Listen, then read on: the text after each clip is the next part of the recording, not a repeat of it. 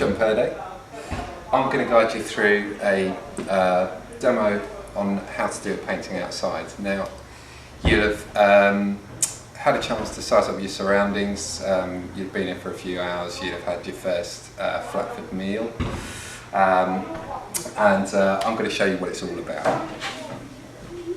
This is a canvas that I've sized up in a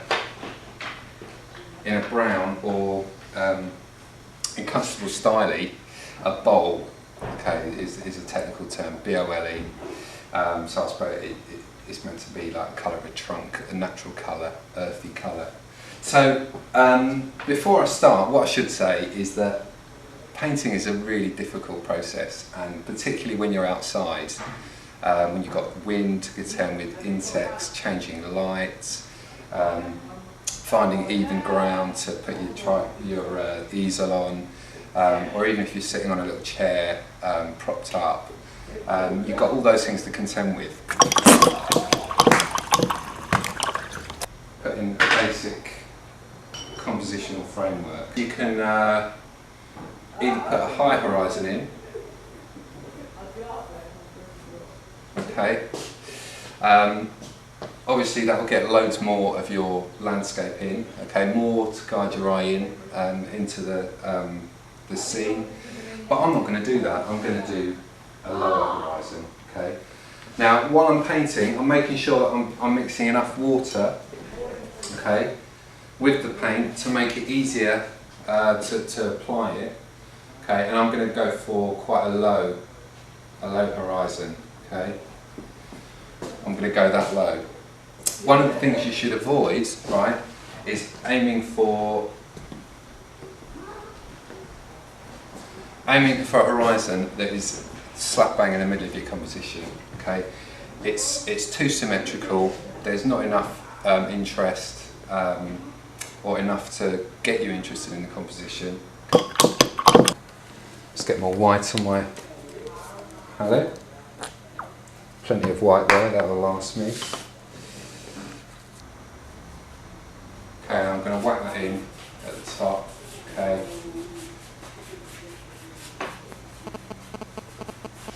The closer we get to the horizon. I'm now going to start to paint in a few clouds. What I'm going to aim for in putting these clouds is to show recession, so getting them to show depth in the sky by having obviously the bigger clouds in the foreground. So I'm going to put sort of a big cloud sort of around here, slightly off centre. Okay, I have another one sort of down here, over here. I'm using a bit more neater paint here, just to make it stand out, because I'm working wet and wet.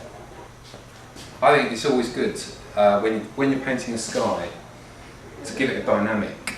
Okay, so that can mean diagonals that I've got here, and certainly clouds receding, and the clouds are always moving all the time. So what you've got to decide is just fixing a pattern of cloud formation in your mind, going with that, or deciding whether you're going to keep changing as you go. Now, the other thing about clouds as well is, obviously because of where the sun might be, okay, and the time of day, you'll get all sorts of shadows. So I'm going to mix up a kind of lilac here with a cool red, a crimson, a bit of ultramarine and white, mid-tone shadows to give some definition to the clouds. I'm not using black because I tend to very rarely use black. You don't need black. It deadens the tones. It deadens the whole painting. With enough different colours in those shadows to make it interesting.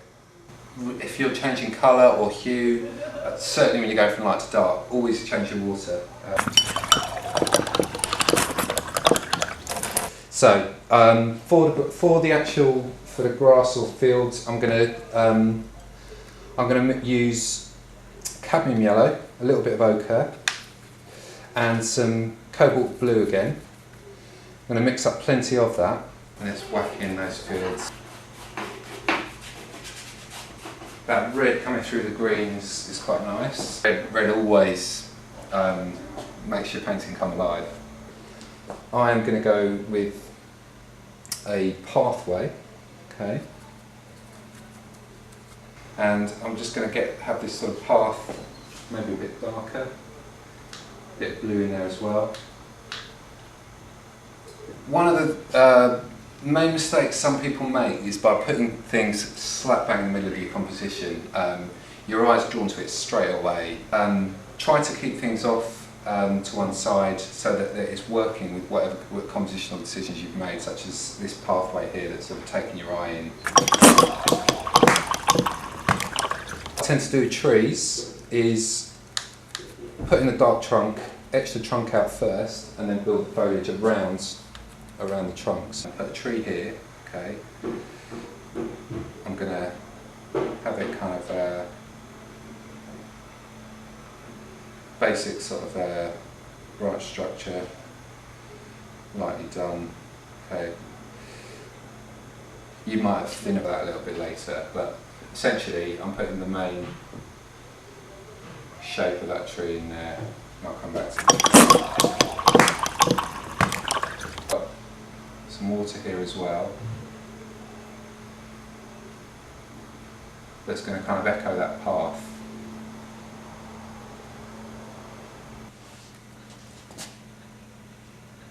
Different types of trees, so I've got like some more poplar. Green, because the greens always recede into the distance. I'm going to actually put a bit of a mound to counteract, so a bit of a hillside there to counteract the flatness. Because you'll find, especially in a lot of the hills at Flatford, that the sun will strike certain parts of the landscape, so certain parts of it illuminating and certain parts aren't.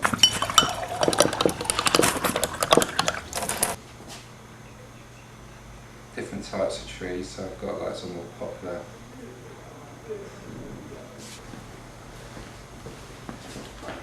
Put that off centre, so your eye is guided more towards it, and put that there.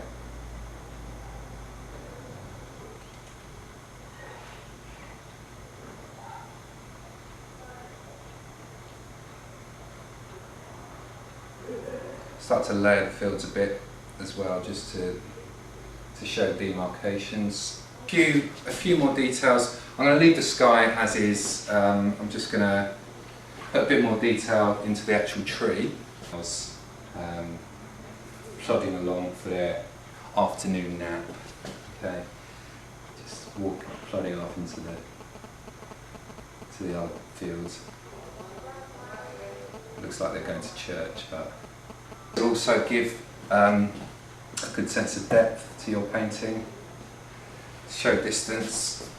Okay, the patches on the actual cows. I haven't got any black, so I'm just going to mix up the darkest colours I've got on my palette: ultramarine, reds, and a bit of ochre. And just put in some patches on the cows.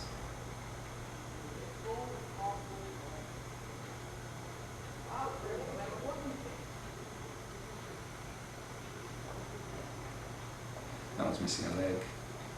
It totally validates using that technique. It's like having Rolf Harris in your department. It's amazing how much blue I used in this painting. Yeah. There's your spire, a bit more like a church.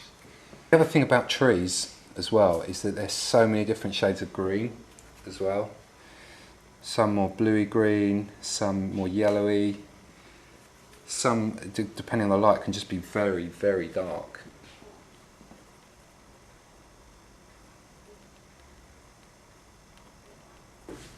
And there we go,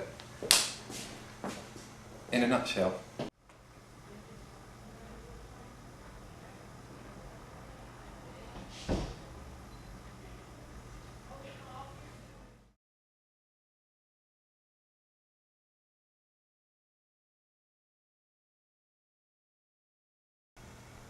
Should we try and get the pupils dilating and the squeezy paint? Yeah, let's do it.